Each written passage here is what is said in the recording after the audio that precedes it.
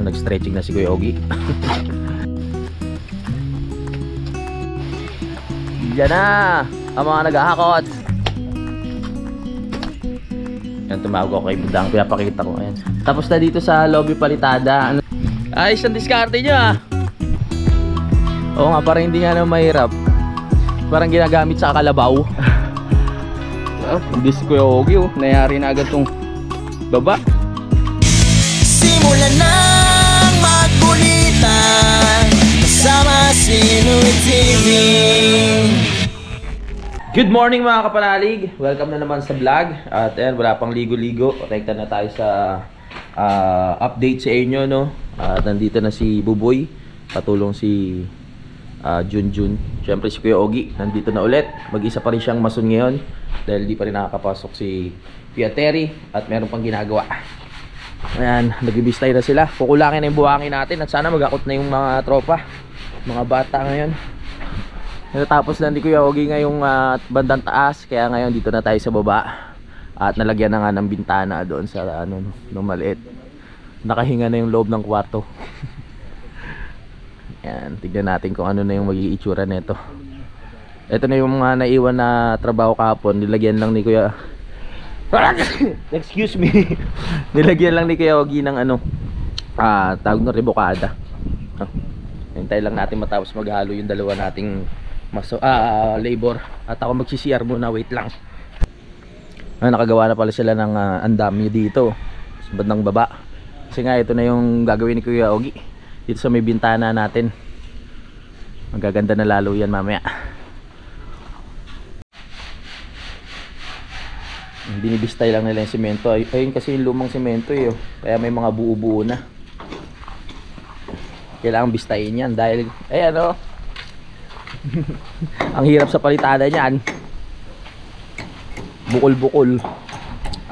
At si Kuya Ogie inaayos na rin yung layout nitong ating poste dito sa bandang unahan.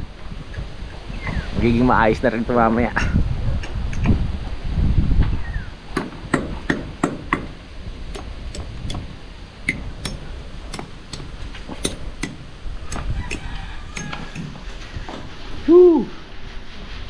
Likabok. Gabok.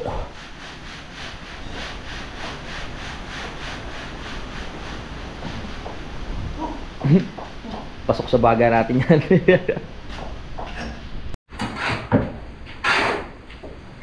Malakas na ang person ng dalawa nating ano, tropa.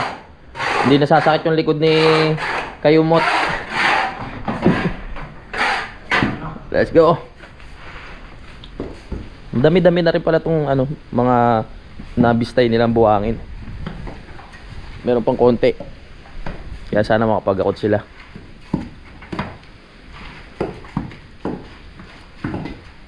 Ngayon po ay araw ng Martes mga kapanalig, no? Yan, tuloy ang trabaho dito. Tuloy ang paggawa. Si Kuya Terry pala hindi na daw makakaano. Kasi nalulula daw ang Kuya Terry sa matataas na. Kaya paano yan? Kuha tayo isa. Sino pwede? Ha? Si Kuya Ogie na lang. Ikaw na dadali Kuya Ogie? Pwede, sino kaya pwede nating makasama? Tingnan natin kung oo, para ano din tayo. Hindi rin hirap si Kuya Ogie. Mahirap din kasi pag mag-isa eh. Nalululain na raw si Kuya Terry. Bumili daw siya ng gamot nung nakaraan. Baka na ano yan sa, wag naman sana sa high blood, wag naman. Bumata pa. Dito sa trabaho ngayon puro matataas yung ano natin eh. Kailangang tungtungan tulad dyan. Tapos dito pa sa kabila mataas din yan. Sa likod mataas din. Kaya mahirap din. Puputol pa sa karaw lang. Kaya wala ka mahaba dyan. Puputol pa ng kawayan ulit para doon sa kabila. Dito lang naman medyo mahirap eh. Saka sa likod. Yan oh. Dahil mataas nga.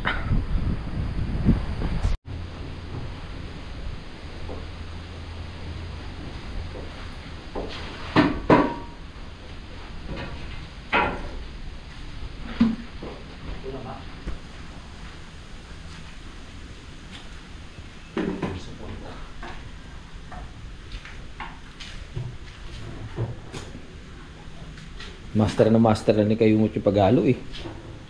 Dati ba nag-construction ka din, Kayumot? Hindi. Ah, dito lang? Dito ka na pala natuto? Natatuwa na dito. Oo.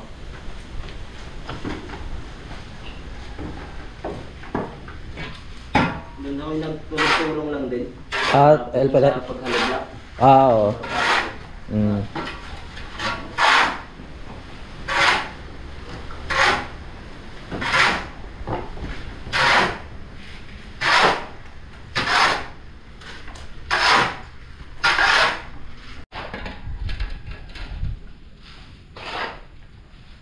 Kulang pa tubig niya.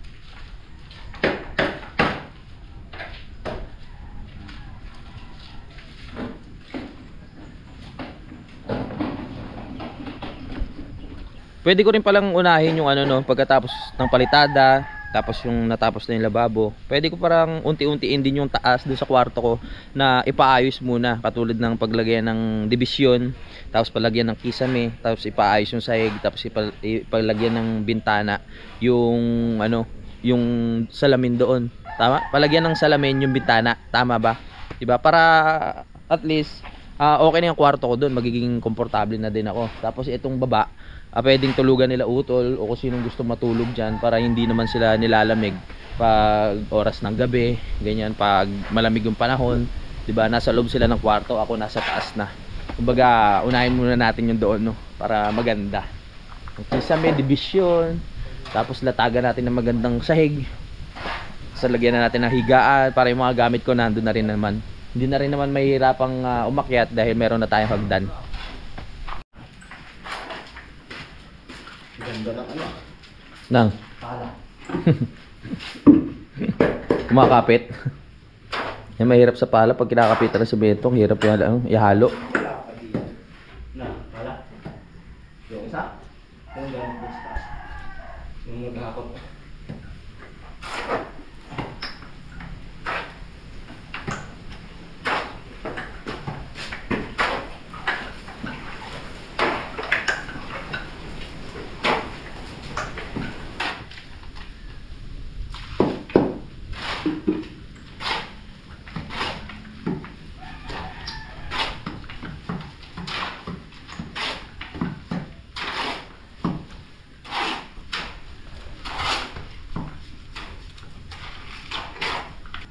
Yan na. Tapos na maghalo. Larga. Nag-stretching na si Kuya Ogie. Let's go. Makikita na naman natin ang bagsik ni Kuya Ogie.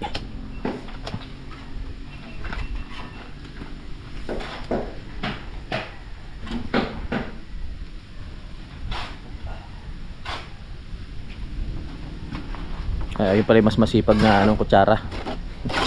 Mas malaki. Malamig ang panahon ngayon ha. Buti sumilip na yung araw oh. Kanina wala eh.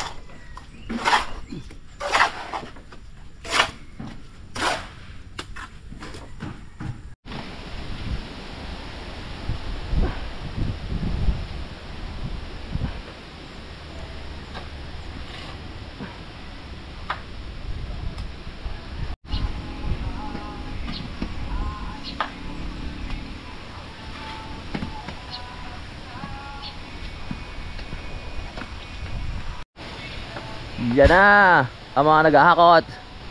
Sa wakas natuloy din. Alright.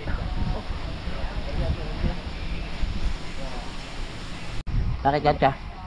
Ha? Mga tanda ng si Concho. Yung taong ka na ba, Concho?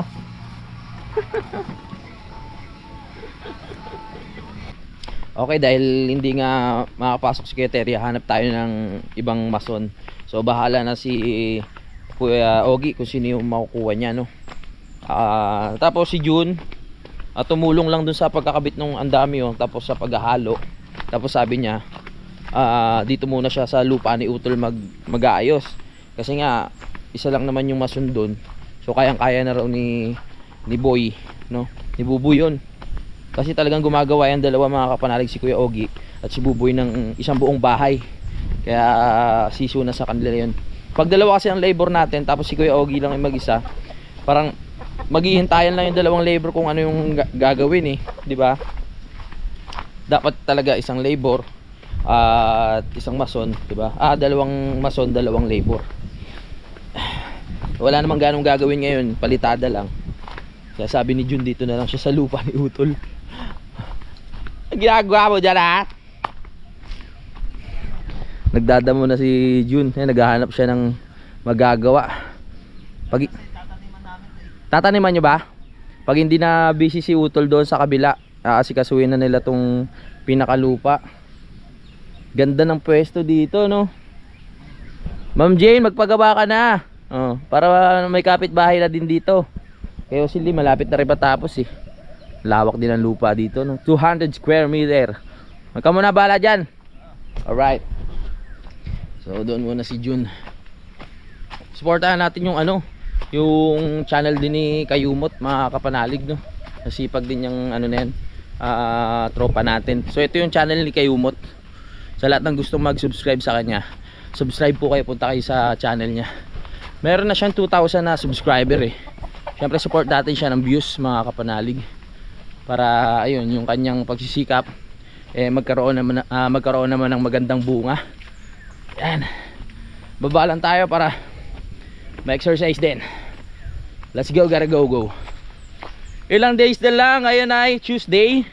Pumunta yung gumagawa ng hagdan dito. Nagsukat siya ng Monday. Ngayon Tuesday na, ilang days na nakalipas. Excited na talaga ako. Sana dumating na sa mga susunod na araw. Whew.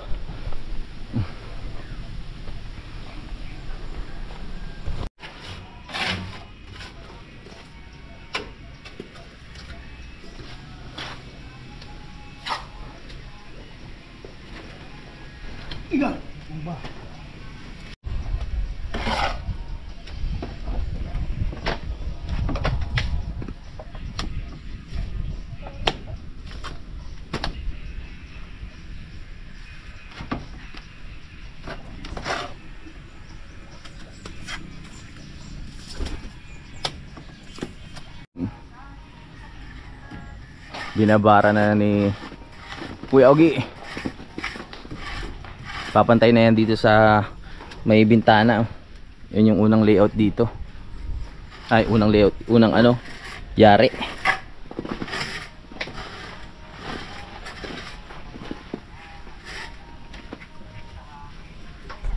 Yan, tumawag ako kay Budang, pinapakita ko. Ayan. Tapos na dito sa lobby palitada, na lang yung lababo, tiles. Yan. Tapos tapos na dito, kaya sa labas na. Tapos niyan, pag natapos yung palitada, okay na muna. Pag-iipunan mo na yung tiles dito sa baba. Pero yung hagdan, dadating na yon, mga ilang araw na lang. Maganda yung hagdan natin. Yan. Hindi na magkakabit. Ha? Magkakabit. May nakausap na ako, eh. Taga Nasugbu. Kakabit. Ina-update lang natin yung misis ko. Dito sa bahay namin. Baka mga Friday yun dumating o Webes. Basta sabi nila 10 to 12 days dadating na, eh. Hindi ko na nasikaso yung sarili ko. Hindi na ako nakapagpagupit, tsaka nakapag-ahit dahil busy dito. Anong igugupit mo dyan? Ayan, mahaba na, Ayan, kompleto na.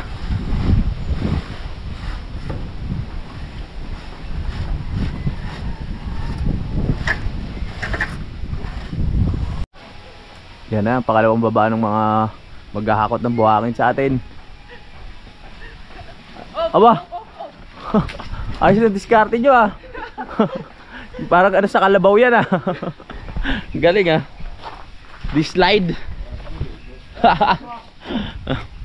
Ayos ang diskarte nyo ah. Oo nga, parang hindi nga naman mahirap. Parang ginagamit sa kalabaw. Kawayan. Hilahin na lang. Galing yan ah. Ayos yan para hindi sila nabibigatan. Ba't ngayon nyo lang naisip yan, diskarte na yan? Ang tagal nyo na naghahakot. Pahiyang. Pahiyang. Ayos yan. Hindi basta-basta mapupudpud dyan kasi lupa naman yung ano eh. Inaanuhan. Tawag dito. Yung ginagapangan. Ang galing ah. Ang gagamitan lang ng utak para mas mapadali ang trabaho at mapabilis. Diskarte lang, diskarte. Right. Umiinom muna ng Cobra si Buboy pampalakas. Buhos! Kaya pala nawala ng halaman dyan. Dyan yung pala pinapadaan. Kaya pala nawala ng halaman dyan ah. Hindi, sabagay hindi pa naman final yung ano na yan. Yung ating bakod, no? Pwede pa nating baguhin yan. Tapos ilipat yung mga tanim. Kasi medyo bababaan pa yan eh. Pag inayos yung daan, matatanggal yung mga ano na yan, mga tanim natin. Pwede na lang natin ulit silang itanim. Tutubo naman agad yan, hindi naman maselan ng murado. Right.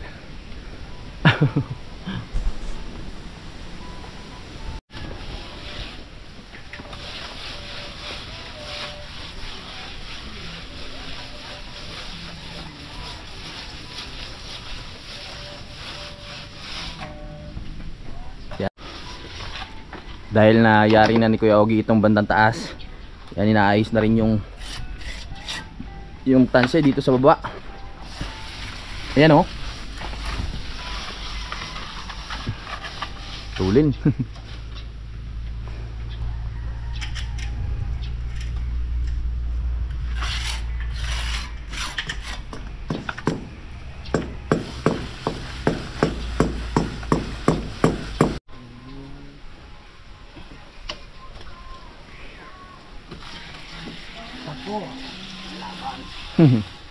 Sa baba na. Perfect. Butis Kuya Ogie, nakakatalon pa ng ganun. Sa edad ni Kuya Ogie. Okay, hindi na talaga pwede. Wow. Natapos agad ni Kuya Ogie ito. So dito naman sa baba. Yan na, tatanggalin na ang dami para makalipat na sa ilalim.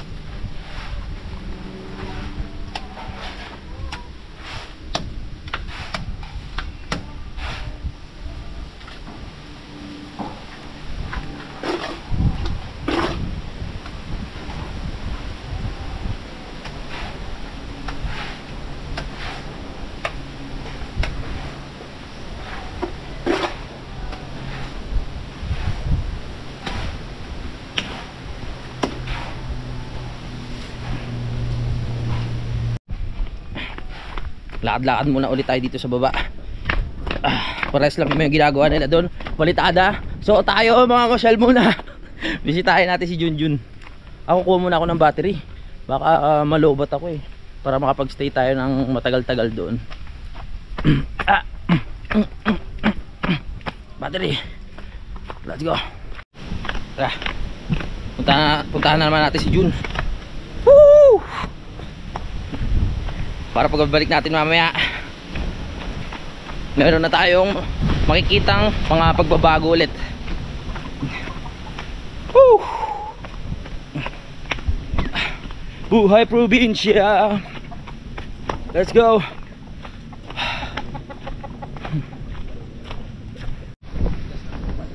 Matigas ba? Matigas. Hirap bungkalin. Dalawin muna natin si Jun dito. May mga balinghoy na pala dito, no? Ano yan? Tanim? Oo. Tubo lang yan dyan. May sili pala dito, yung manghang, oh, yung maliliit. Ay, parang hindi ito yung manghang. Daming sili dito eh. Daming sili. Doon sa taas wala nang natira. Parang pagkaano, kinakalbo agad eh. Lakas ba naman namin sa sili. Tigas ang lupa, no? Yes. Oh. Sanay naman sanay ka naman sa pagtatanim eh, no? Sa inyo ba nagtatanim ka? Ay hindi. Pamimitas lang din ng nyug pala ginagawa ni Jun doon. Di rin pala ganong nagtatanim kasi syempre doon sa lugar na yon, pag mainit di rin uso ang tanim doon. Kung maalala nyo, pumunta kami si Mara, meron doon na isang lugar na inano ng munisipyo na iba't ibang klaseng tanim para turuan yung mga tao doon na kung paano yung mga tamang pagtatanim, kasi ang hanap buhay nga doon pangingisda lang. Hindi sila masyadong maalam sa pagtatanim ng mga iba't ibang halaman, ng mga gulay. Kaya gumawa yung proyekto ng gumawa yung ano doon, tawag dito, yung munisipyo ng proyekto katulad nun. Di ba natatandaan mo ba yan? Yung pinuntahan natin? Ha? Tubig ang problema. Yung tubig ang problema. Oo nga, kasi palibot ng dagat eh, no? Wala masyadong source ng tubig. So kahit maraming marunong magtanim, ang problema sa tubig, hindi madidiligan yung mga halaman. Pag tag-ulan. Tapos pag tag-init, wala na naman. Oh, ano na naman ang mga tawag dito, ang mga tanim. Patay, tuyo. So itong vlog natin, hinaaluan lang natin ng iba't ibang kasi hindi naman natin kaya na itapik natin yung puro nakatutok lang doon kila Kuya Ogie. Kaya namamasyal-masyal lang tayo. Panoorin nyo lang sa vlog ni Kayumot kung ano yung mga ginagawa niya dito sa sa lupa nila Utol. May ginto yan. Baka mamaya bigla kang umuwi pag nakakuha ka ng ginto dyan. Kaya pala umuwi na si Jun, mayaman na, may gintong nakuha. Oo, tapos nagpatayo na ng bahay dun sa si Simara. Tapos may malaking farm. Sikat yun ako dito. Sikat ako dito. Malamang pag nakakuha ka ng ginto. Umuwi lang yun. Malamang marami na magmina nito. Baka marami bumili ng lupa para magmina. Sarap magalaw, lakad-lakad para pagpawisan. Kuha muna tayo ng natawag dito, ternate. Papakin na naman natin to. Ay! Ang ginagawa mo dyan buntis ka na naman. Tignan mo yung mo, buntis na naman to. Napintog na naman yung yung dede.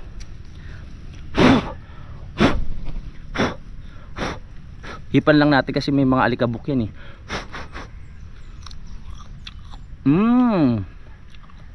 Ang linamnam talaga niya. Tsaka mamaya may insekto.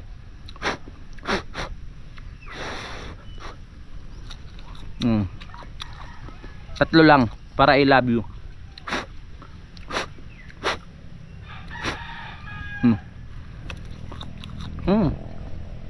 Sarap. Balik ulit tayo sa taas. Ganun lang. Namasyal lang tayo dito. Takbo!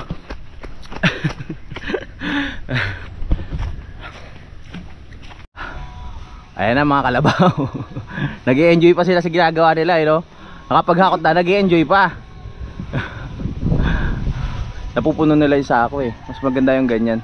Pag bawat baba nila puno na. Para mas maraming makuha. Para kayo naglalaro lang yan.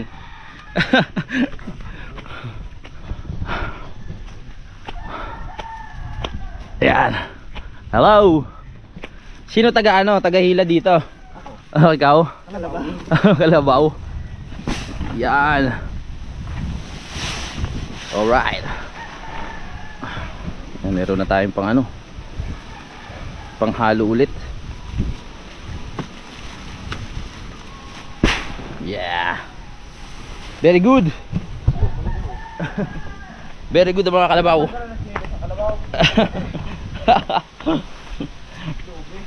Dito parang ano, hindi uso kalabaw dito. Ang uso dito baka eh. Nakikita ko sa mga alaga dito sa mga may bahay dito, may malalaking lupa, puro baka. Bihira yung kalabaw. Ngayon may kalabaw na. Oh yan, yung dalawa kalabaw na. Bis Kuya Ogie oh, nayari na agad tong baba.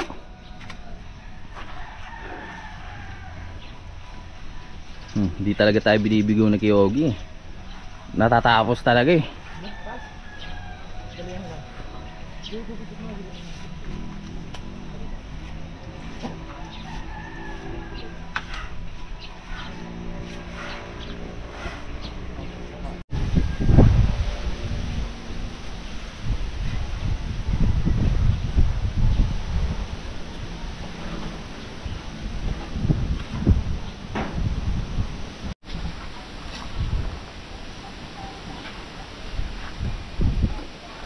Nadali.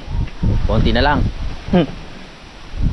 At nakapag-bistay na rin sila mga kapanalig ng buhangin para sa pangalawang halo. Yun. Sigaw. Kayang-kaya ni Bubuyan.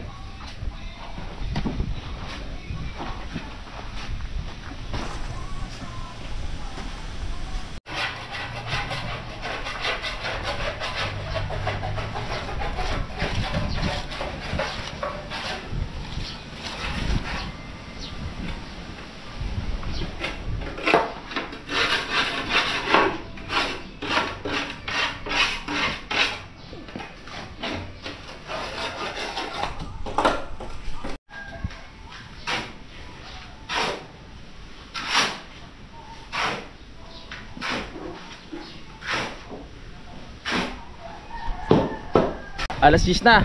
So mag-break time muna mga kapalalig no. Mamaya babalikan ni Kuya Ogie yan. At si Buboy. Yun. So magpapaalam muna ako mga kapalalig no, sa susunod na update na. Kung gusto nyo makita kung ano pa yung mga magagawa dito tulad ng dati, duktong-duktong lang to. Maraming salamat sa suporta.